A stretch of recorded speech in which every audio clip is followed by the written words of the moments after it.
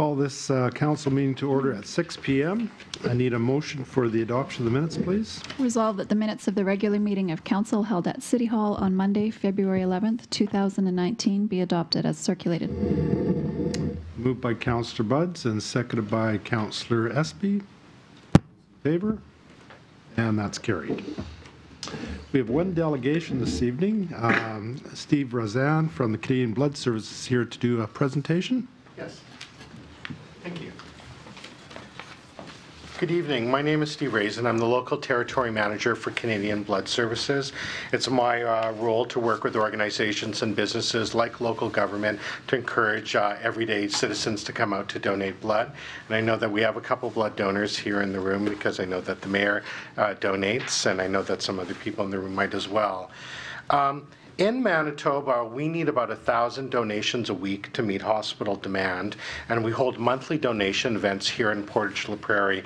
We're typically the last Monday of every month, and our goal when we come out here is to collect 120 donations, or 120 units, 1 unit per donation for each and every time that we're here. So on a monthly basis, it's certainly one of our most important mobiles that we have here in Manitoba, other than Winkler, and I'd say Steinbach and Brandon. Portage la Prairie is our only monthly mobile that we hold, so the other ones might be 4 or 8 times per year. And it's particularly important in terms of our collections because we're collecting our units on Monday, and we typically do not have collections on Sundays, so that helps fill the gap that would have happened throughout the weekend. When we look at it across the board, over 50% of Canadians know somebody who will need blood or blood products in their lifetime, but only 4% of Canadians actually donate. Here in Portage la Prairie, we have a donor base of about 685 donors who are regularly donating here at our mobile donor center, and they on average donate a bit over 2 times per year, and that's above average. We need 185 new donors each and every year to join the blood system just here in Portage la Prairie, and in our previous 12 months, we've only met about 58% of that target. So part of the purpose for me being here today is to share with Council and Mayor the importance of this particular mobile donation center that we are in our donation events that we hold here in Portage, and the fact that we are actively seeking new donors in the area. One of our strongest contributors to our donation events here in Portage la Prairie is our Hutterite Colony partners.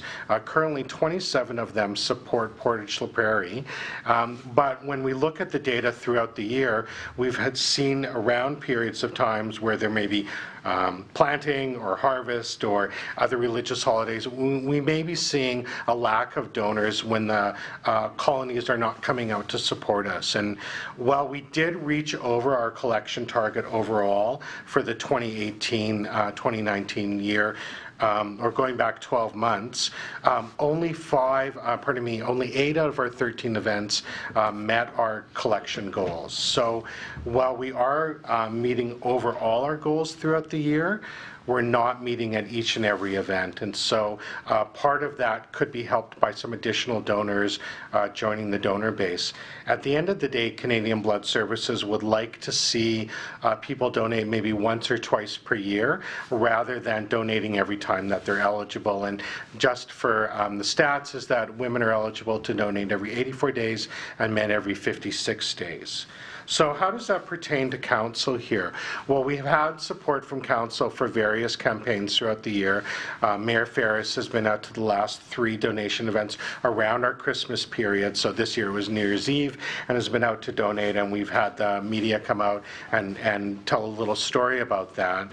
What I'm hoping that we might be able to do is deeper engagement with municipal staff, number 1. Number 2, I'm asking if Council could make a proclamation in support of National Blood Donor Week, which happens June 9th to 15th, and within that week on June 14th is World Blood Donor Day. So I'm hoping that a proclamation presentation at Council asking you to reach out to your personal networks, be it faith or sports or community, asking those those who may be eligible to donate to come out, and then ultimately having continued support through the holiday period, and as I said, around National Blood Donor Week in June, which coincides more or less with Public Service Week in June as well. Okay. Did council have any questions for Steve? Well, first of all, thank you very much for coming out and presenting to us tonight. One of the challenges council faces with the timing of the clinics, often it's on our council nights. Our council nights are typically the second and fourth Monday, and so that's a challenge that we face, but we will certainly take a look at the two asks and share this information with our staff and with the larger community, and take a look at the proclamation for June too. Terrific. Thank you very much. Thank you. Have a good evening. I'd just like to mention to the public, if you haven't donated, Blood Services staff will take very good care of you, and after you're done, you'll get a nice treat, often those really good donuts and juice and coffee, so it's well worth the donation. May I make a comment? No, you may not, sir. Our next item is the public hearing for conditional use PC 419 Melco Developments, and this hearing is cancelled at the request of the proponent at this time.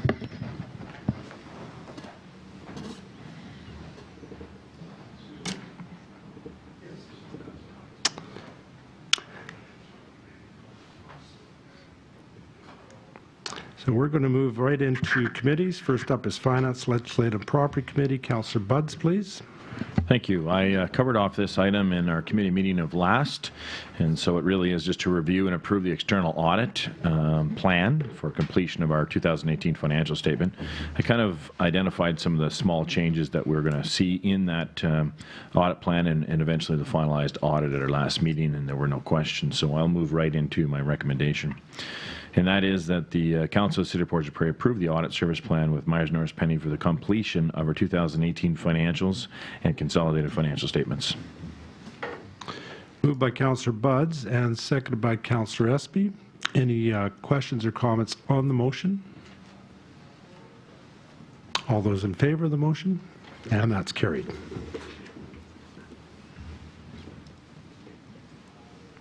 And that concludes your business, Councillor Budds? No, I have one more item under Organizational Procedures Bylaw change. This is an item that we gave first reading to at our meeting of last. And just as a reminder, we do review our organizational bylaw every year, and so there were some changes that came out this revision as well, and most notably that was the clause 4.9, which was the community question period. And so we did have a discussion about the effectiveness of question period, and we did receive approval at our first reading on February the 11th. So I'm not going to go through the report again. I think Council is familiar with this report and the support of the changes. So it is a recommendation of this committee, and I so move that bylaw 19-8688, being the Organizational Procedures Bylaw for the Council of the City of Portage la Prairie, now be read a second time. Moved by Councillor Budds and seconded by Councillor Espy. Any questions or comments on the motion? All those in favor of the motion? And that's carried unanimously. And finally, that bylaw 19-8688 be now read a third time, finally passed, signed, and sealed. Moved by Councillor Budds and seconded by Councillor Espy. All those in favor of the motion? And that's carried. Now that does conclude my committee report. Thank you, Councillor Budds. City Planning and Economic Development. Councillor Meyer, please. Thank you, Your Worship. The City Planning and Economic Development Committee has nothing to report at this time, but there's some new business. Thank you. Community Service Committee. Councillor Draycott, please. Thank you, Your Worship. This evening we do have the appointment of municipal noxious weed inspector and sub-inspectors. We did discuss it a little last council committee meeting, but the analysis of it is it's a requirement for a Noxious Weed Act that every municipality annually by March 1st appoint a municipal noxious weed inspector and or sub-inspectors and notify Crop Industry Development of Manitoba Agriculture of the appointments. These appointees carry out the provisions of the Noxious Weeds Act. Brian Taylor, Manager of Public Works, will be appointed the city's new inspector for 2019, and in addition, Lionel Brown and Adam Carpenter will be appointed sub-inspectors. And so it's the administrative recommendation that in accordance to Section 11 of the Noxious Weeds Act, Council of the City of Portage la Prairie appoint Brian Taylor as the city's Noxious Weeds Inspector and Lionel Brown and Adam Carpenter as sub-inspectors. And furthermore, that that notice of these appointments be conveyed to Manitoba Agriculture. And I so move. Moved by Councillor Draycott and seconded by Councillor Knox. Any questions or comments on the motion? All those in favor of the motion? And that's carried. And that is all for community services this evening. Thank you. Waterworks Committee, Councillor Wall, please. Waterworks Committee has nothing to report at this time, Your Worship. Thank you. Transportation Committee, Councillor Espy, please. Thank you, Your Worship. Attached is the Solid Waste Annual Report for 2018, and committee has reviewed that report. Okay. Thank you. Public Safety Committee, Councillor Knox, please. Nothing to report this evening, Your Worship. Thank you. We have some new business. A variation extension for 619. This is CHB Developments. This is City Planning and Economic Development. Councillor Meyer, please. Thank you, Your Worship. In front of your council there, the issue is to allow an extension of the original variation of CHB Developments, Inc., PC 2-18 to vary the following. Front yard requirement of 7.5 meters to be reduced to 3.6 meters. Rear yard requirement of 7.5 meters to be reduced to 1.82 meters. And a side yard when on a corner lot of 3.6 meters to be reduced to 1.82 meters. If you know that the applicant had requested an extension to this variation order was originally passed by resolution back on February the 26th, 2018, and at that point in time had a chance to extend it. So our alternatives are to approve the extension to the variation application or to deny the extension to the various application. As per the attached original variation order on this matter, administratively has no concerns with the application for an extension to the original variation order and such would recommend approval. And I so move. Oh, second. So be it resolved, and I so move that the Council of the City of Portage la Prairie approve the request of CHB Developments, Inc. to extend the original variation order, PC 2-18, at the properties on corner of Bridge Road and Henderson Drive, which are legally described as Lot 7, Lot 6, Plan 1657, Parish of Portage la Prairie. Moved by Councillor Meyer and seconded by Councillor Buds. Any questions or comments on the motion? All those in favor of the motion? And that's carried.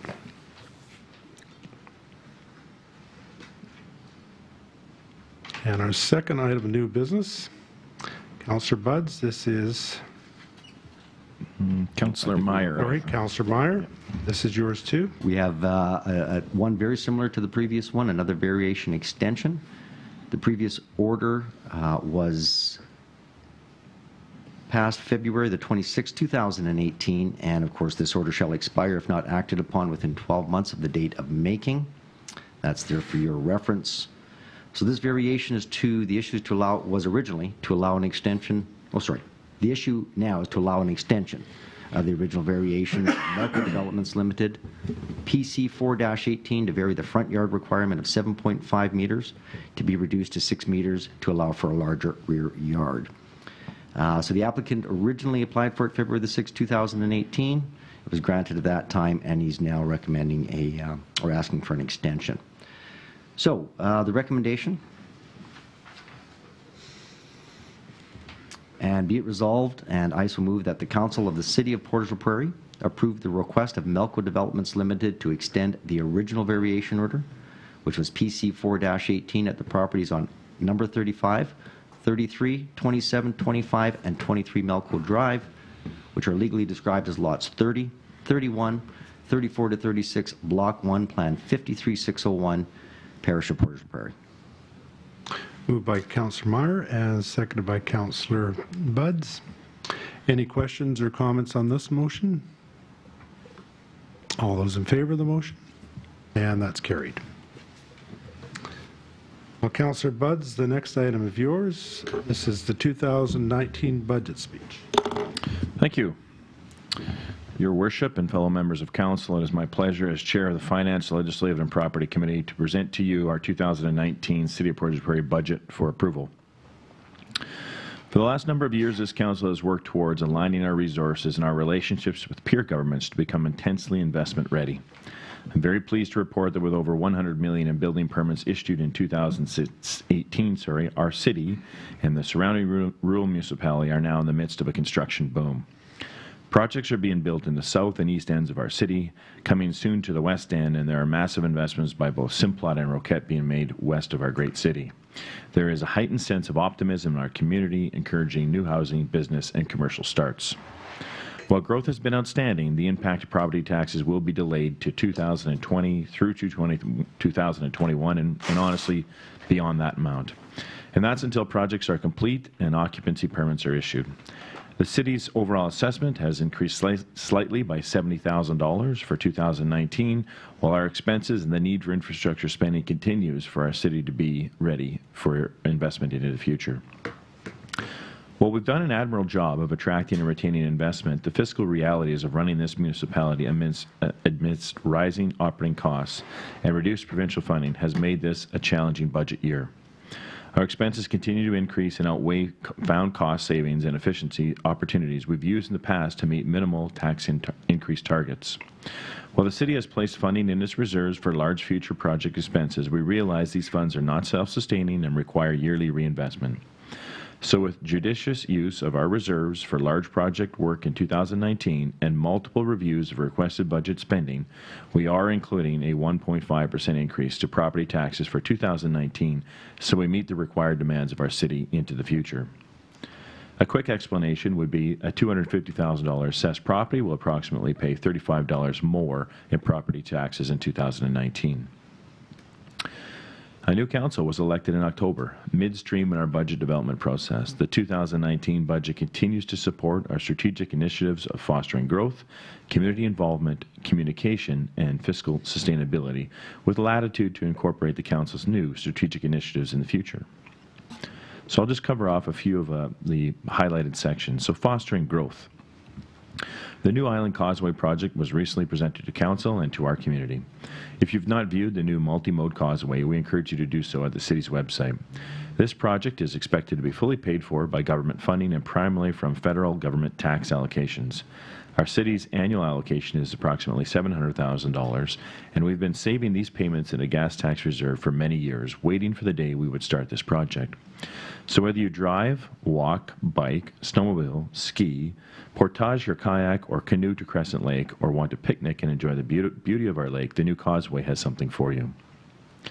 The city will continue its infrastructure build and renewal program by spending over $850,000 renewing utilities in the McMillan Industrial Park and 20th Street Southwest, extending Dufferin Avenue East and its utility infrastructure in the Southeast development.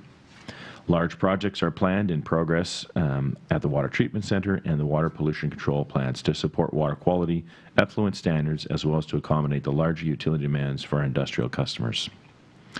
The city will continue to renew street paving of greatest need in 2019, albeit not at the accelerated level at prior years due to the reduction of government funding for this program. We talked about that in great length as a council of the reduction in provincial dollars associated to our municipality, and as a result, we see reduced spending in this area. In total, the city will expend over $4 million on general capital projects from its various reserves, including the new Island Causeway, as mentioned, which will fund $3 million of this year's expenses from the City Tax Gas Reserve Fund, which I'd outlined.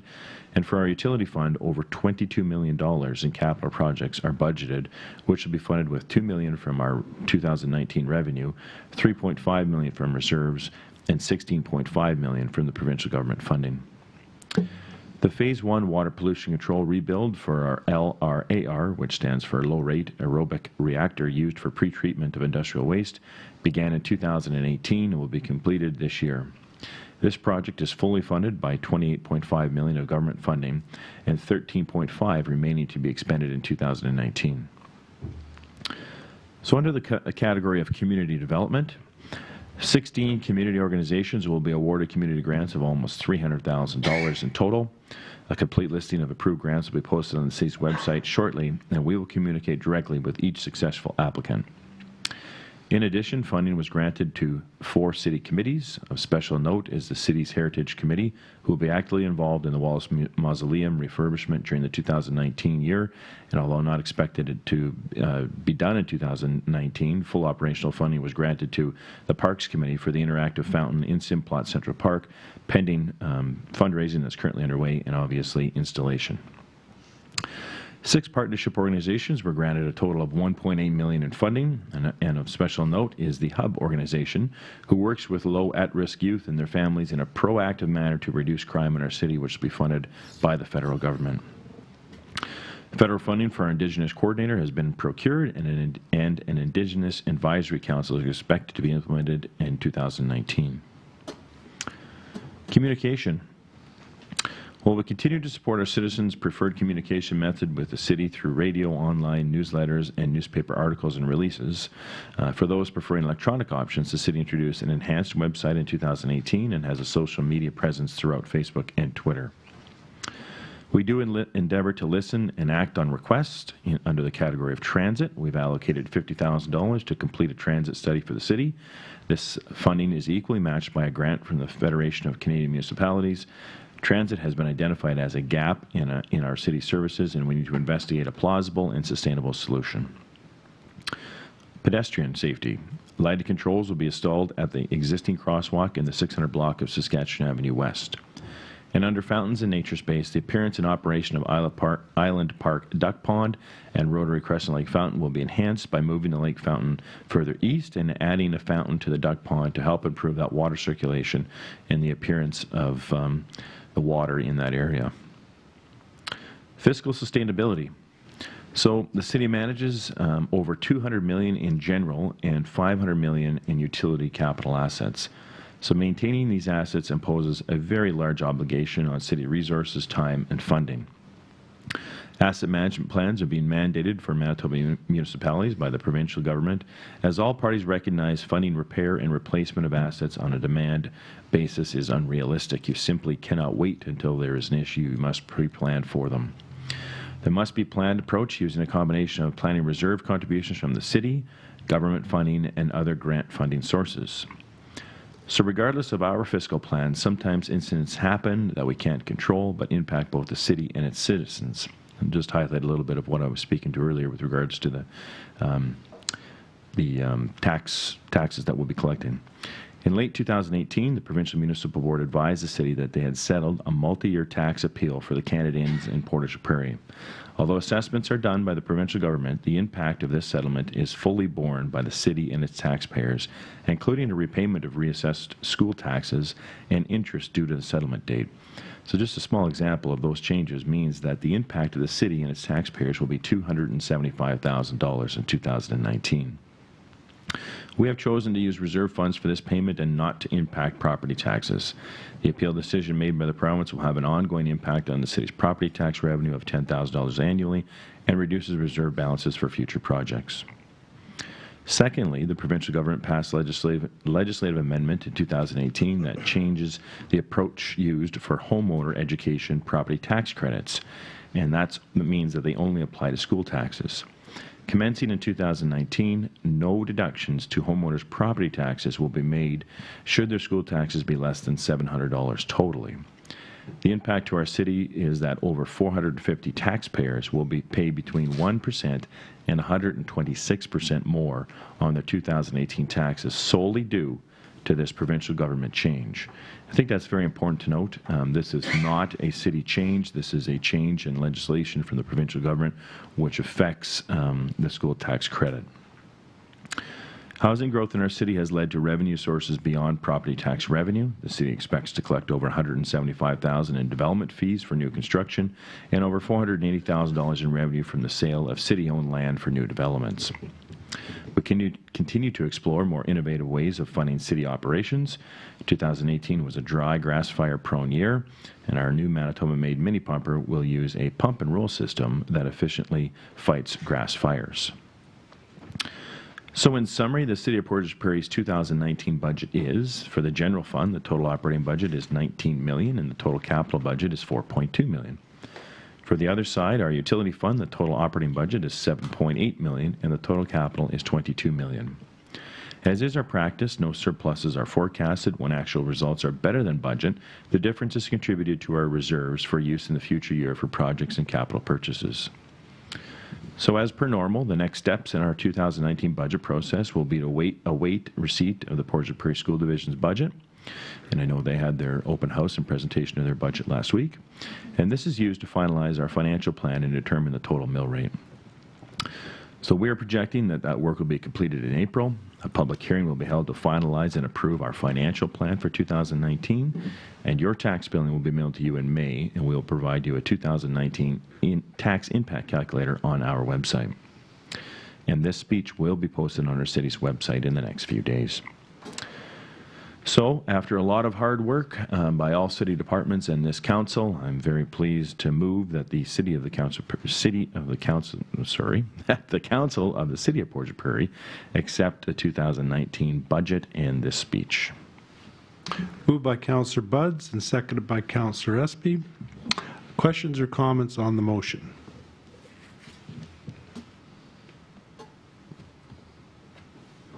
Okay, well, hearing none, I'll start. First of all, I want to thank Finance Chair Buds for your leadership on this, and I'd like to thank the staff, in particular Nathan, the department heads, for all the hard work that's taken place over the last 8, 9, 10 months almost. And this budget, as Councillor Buds mentioned, also addressed a number of challenges that City of Portage had.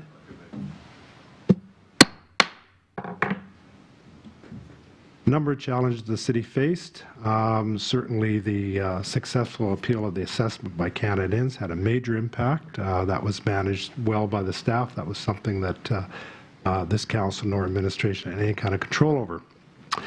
So thank you all for the hard work over the many, many months to get us to this point. Any other comments or questions? Councillor Knox? I think I'll just speak to as being a new councillor, and it has been a very interesting process to learn how in-depth the discussion goes into this budget and all of the hard work that happens by the administration and the information that they give us as a council to be able to make some decisions on this budget. And so I just appreciate being a part of this process, and thanks, Brent, for your leadership and hard work on this. Councillor Buds, I should say. Sorry. Okay, any further comments or questions? Councillor Buds? Yeah, I just, as a part of this report, I just like to highlight the secondary PDF report does outline all of the granting applicants there. So I just thought I'd mention that, as I did not. I mentioned the number, but not the listing, which will also be posted. Okay, hearing no more questions, all those in favor of the motion? And that's carried. I do have another piece of new business here, and I'll just keep rolling along if that's okay, Your Worship. Right ahead. And that is our interim budget for capital. And so we just approved our budget, but we need to access some capital, and that's prior to our formalized financial plan being approved. And so our municipal act states that a council may adopt an interim operating budget, which we already did, and that was done and approved in December of 2000, or just at the end of the year, 2018, but the 10th day of December. And so we do have, as I mentioned in our budget, lots of money to be spent on both the utility side and the general side. And so before we have our formalized financial plan approved, we need to access some of that, and that's $2 million for the general fund and $16 million for utility. The request on the utility, which seems like a lot, is basically represents 73% of the total funding for the year, and it's primarily reflective of the remaining work to do on phase 2 of that low-rate aerobic reactor, and that is the pretreatment again of that industrial waste. As we know, we're bringing Roquette and Simplus expansion. We have to be prepared for those coming online, so this is all work that's being done in anticipation of that. So this project is treated as a capital purchase, even though it is fully funded by the provincial and federal governments. So it is a recommendation of the committee, and I so move that the Council of the City of Portage la Prairie approve the 2019 interim budget for capital purchase of $2 million for the general operating fund and $16 million for the utility operating fund. Moved by Councillor Buds and seconded by Councillor Espy. Any questions or comments on the motion? Councillor Wall? Just one comment, that reactor is anaerobic, not aerobic. What did I say? Aerobic? Aerobic? Yeah, aerobic. It's actually... Everybody gets a workout. It's actually anaerobic. Yeah, I know. Aerobic it's a good workout out there when they're working hard. Thank you, Councillor Wall, for setting the record straight. Any other questions or comments on the motion? All those in favor of the motion? And that's carried. And our next new item of business is Waterworks Committee. Councillor Wall, please. Yes, Your Worship, this has to do with the tender award for the supply of water treatment chemicals. To award the 15-month contract for the supply of various chemicals for the water treatment plant is specified in tender number 19 OPS 003. The choice is to not award the contracts or to award the contract to the low bidder for each chemical as follows. Lime to Greymont Western Canada Limited, potassium permanganate to, well, there are 4 proponents for potassium permanganate, a couple for chlorine, others for fluoride, polyaluminum chloride, phosphoric acid, dry anionic polymer, even I can't say this anymore, cationic coagulant, sodium hydroxide, calcium thiosulfate. The tender prices are FOB, the water plant, and include taxes. The tender was electronically posted on the MERC's website and on the city's website. 11 copies of the tender were sent out and 8 submissions received. The tender closed at 2 p.m. Thursday, February 14th. The tender has followed the procurement tender process that incorporates sustainability and best value bid. The rated criteria was set at 10 points maximum for sustainability factors and 90 points for pricing for a total of 100 points. The contract is to supply the treatment chemicals for a 15-month period from March 1st to May 31st, 2020. The tender award is to be made for each individual chemical based on the 15-month pricing of the highest rated bidder for each chemical.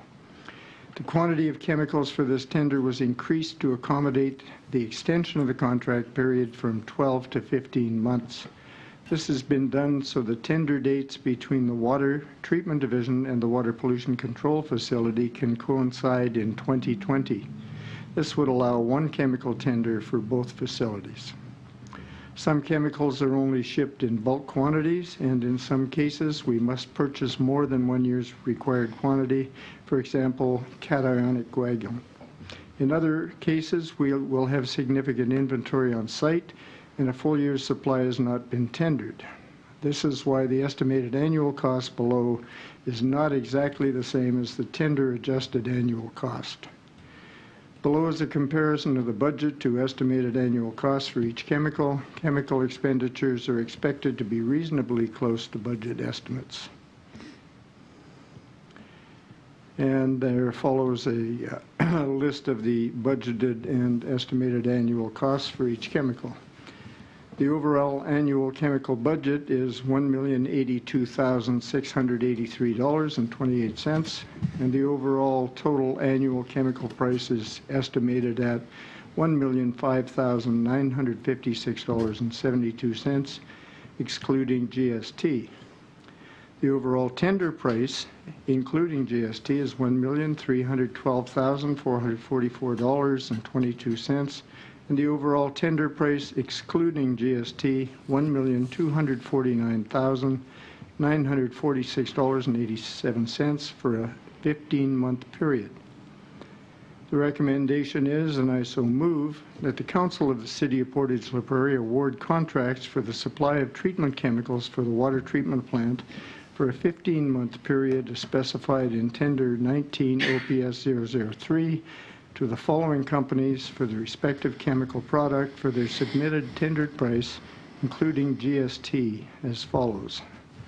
Lime to Greymont Western Canada Limited, potassium permanganate to Cleartech Industries, chlorine to Brentag Canada, fluoride Univar Canada Limited, polyaluminum chloride to Border Chemical, phosphoric acid to Brentag, trianionic to Cleartech Industries, cationic coagulant to Cleartech Industries, sodium hydroxide to Brentag Canada, and calcium thiosulfate to Cleartech Industries. And that's my motion. Moved by Councillor Wall and seconded by Councillor Draycott. Any questions or comments on the motion? Councillor Draycott. Thank you. First, I'd like to thank Councillor Wall for being here tonight so that I didn't have to read the report out loud. Secondly, I think in the past we've had some surprises when we've gone to tender this chemical list. Any surprises this time around? Everything looks fairly in budget? The budgeted prices and the estimated annual costs excluding GST are all very close. Good. Any other questions or comments on the motion?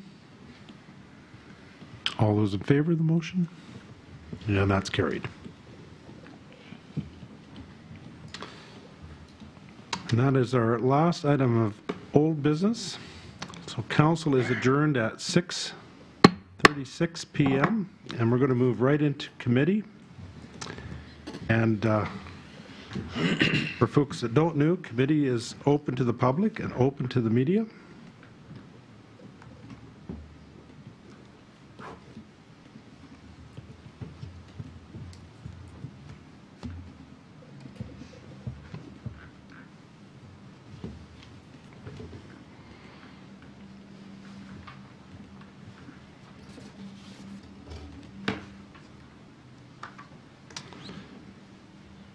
We call committee to order at 6:37 p.m. And first up is Finance Legislative Property Committee. Councillor Budds, please.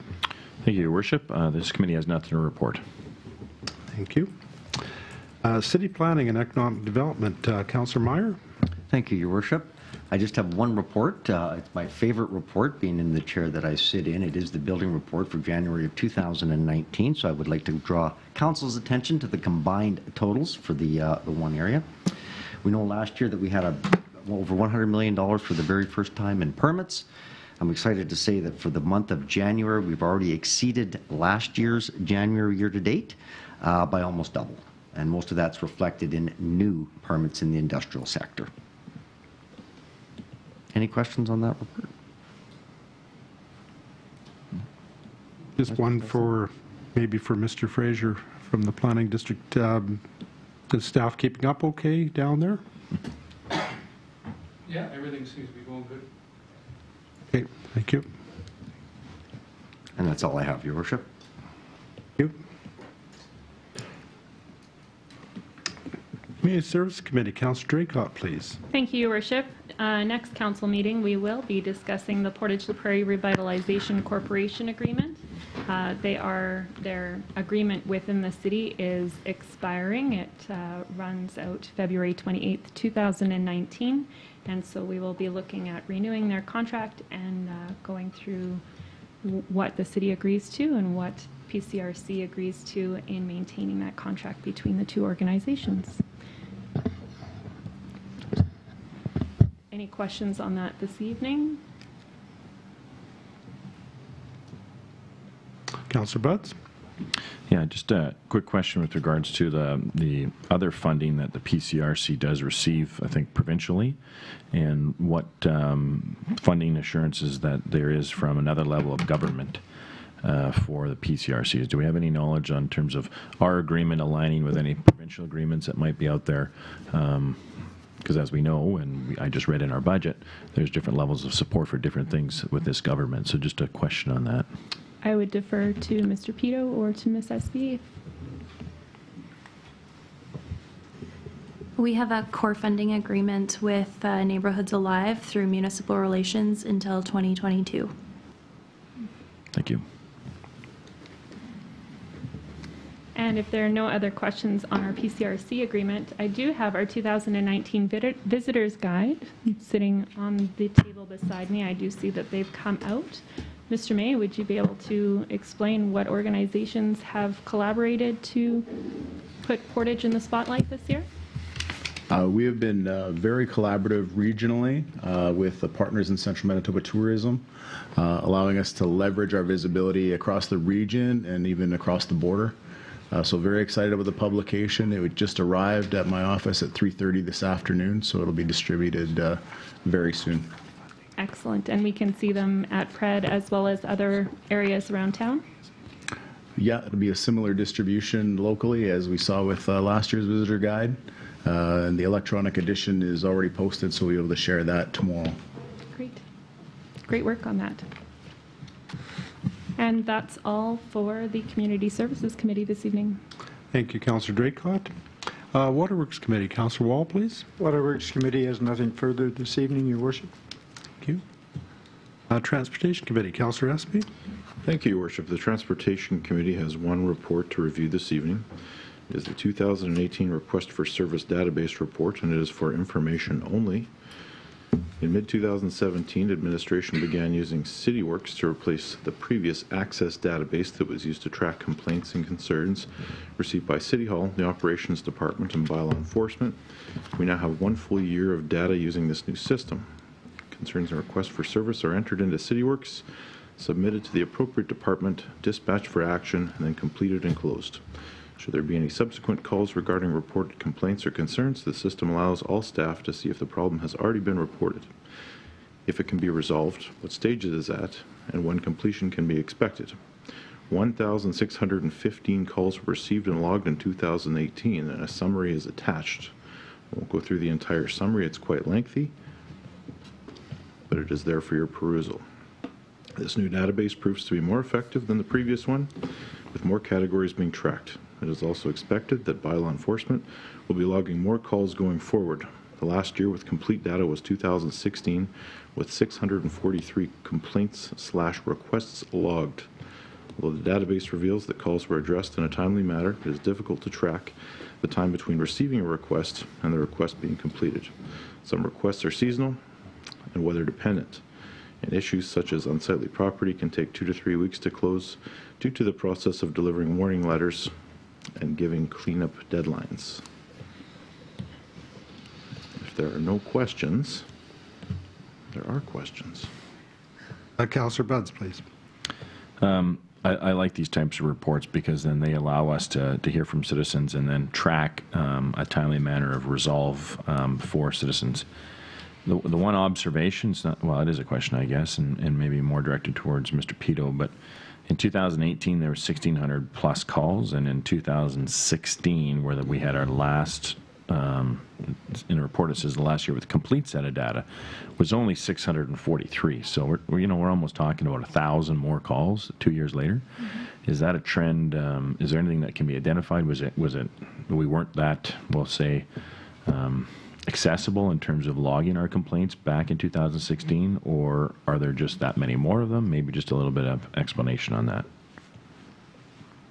Through your worship to Councillor Buds, the access system was used by some staff, but often now with the CityWorks system, that's totally how our workflow is coordinated through the city. So any job tasked or requested goes through CityWorks. So we're just frankly getting better at measuring our data and seeing where our resources are going. So we hope to continue working and improving our CityWorks entry so we can accurately track where our resources are being expended. And what I'd like to see on future reports is also get a little better management of how what our delivery standards are for regards to how much time it takes to respond. I think that's something we want to measure. We'll probably pick a few key stats and bring that back to council and show how long it takes us to respond and how we're trying to improve that year over year. Councillor Knox. I just want to make one comment. You mentioned the word complaint. I think the biggest thing to note is that these aren't all complaints. Like there's requests for the shelter bookings at the park too, right? So it's just allowing people to have more access, questions answered this way. Good point. Other questions or comments? So I had a question around bylaws. So there's been some changes underway for bylaw as far as their reporting system. Yes, Your Worship. Previously, bylaw is a little bit different than other departments because it's contracted out. We have given them increased access to the city work system so they can really accurately track how they're spending their time and how they're responding to concerns brought up by citizens. That is something we're really making sure that those calls are all being logged efficiently so we can really see where the resources are being used. Thank you. Other questions or comments?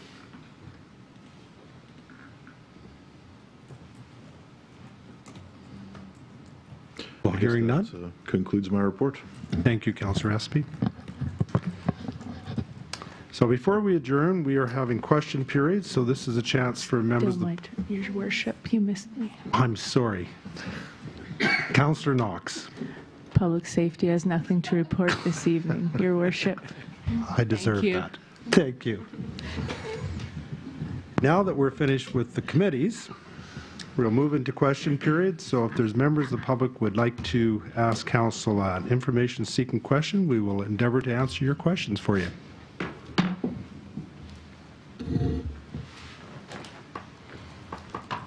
Thank you, Mr. Chairman. My intervening earlier on, I wish to apologize for. I wished only to say that as someone who's donated over 290 times and included a kidney, that I strongly support the Canadian Blood Services and hope to see all councillors start if they haven't yet. My question through you, sir, is to Councillor Meyer. As a new councillor with less than 10 committee meetings, why did you vote for the organization and bylaw changes today?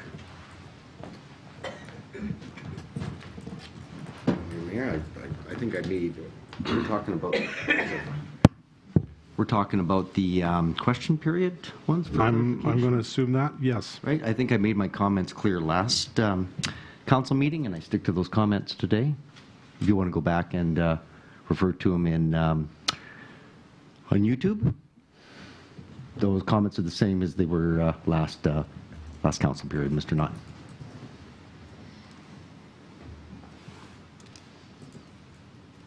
Do you have another question, Mr. Knott? I certainly do, Mr. Chairman. The same question to Councillor Knox, who's also attended less than 10 council meetings. Why did you vote for the organization and bylaw today? I voted because I have done research on question period in other municipalities as well as ours, and I did have the opportunity to read all of the questions that have been asked since the beginning implementation of question period with our city, and a lot of what we've said, a lot of the questions were the same or things that have were already asked to administration during the time. My biggest thing is that we're accessible as councillors.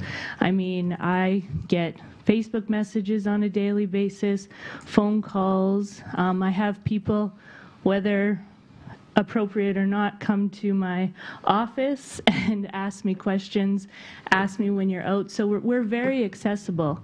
And I think the opportunity for our citizens, by not having question period doesn't mean that we're open and transparent and all these things that we're being told that we're not, because I know that we are.